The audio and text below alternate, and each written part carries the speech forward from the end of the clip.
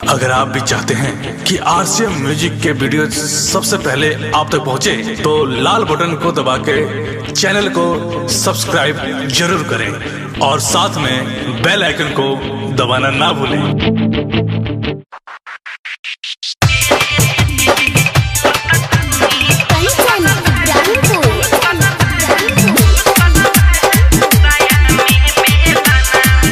Music by सुगम राजा।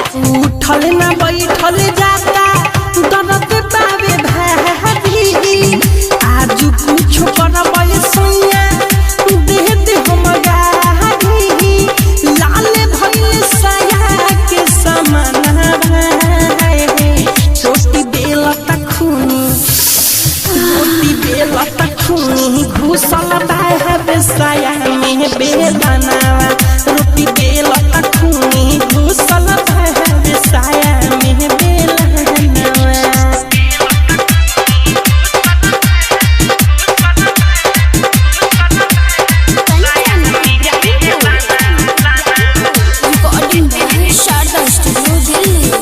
की जाता चिरही के जान तुहरा भइल बा खेलावना, आज लगे ना सुताइब कल अलगे बिछावना।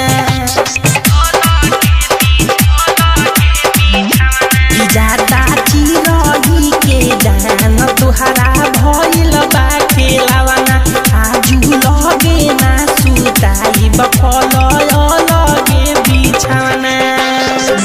लाजे लागे बात कैसे आमा जैसे बोली, नास भइले नई हके धाना, रोटी बेलता खूनी, रोटी बेलता खूनी, घुसल बारे साया में बेलाना, रोटी बेलता खूनी, घुसल बारे साया में बेलाना।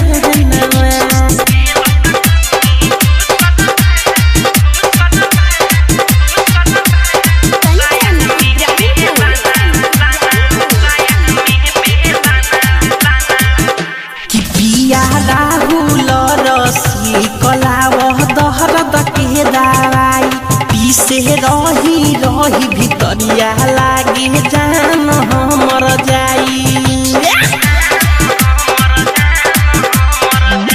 कि पिया मिठू मार सहल लाव दहरद के दवाई, पीसे रही रही भितरिया लागे जान हमर जाई। सुगम राजा राजा कोई से के लेबा, जब नहीं रही मोर पराना रे, रोटी बेलता खूनी, रोटी बेलता खूनी, घुसल बावे साया में बेलना, रोटी बेलता खूनी, घुसल बावे साया में बेलना। आज कुछ करबै सैया देह दे हम गाभी, लाल भइल साया के समान भाई, रोटी बेलता खूनी, रोटी बेलता खूनी, घुसल बाहर साया में बेलना, रोटी बेलता खूनी, घुसल बाहर साया में बेलना।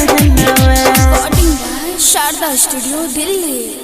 डाउनलोड कीजिए RCM music official app play store से। आरसीएम म्यूजिक के सारे ऑडियो वीडियो डाउनलोड करने के लिए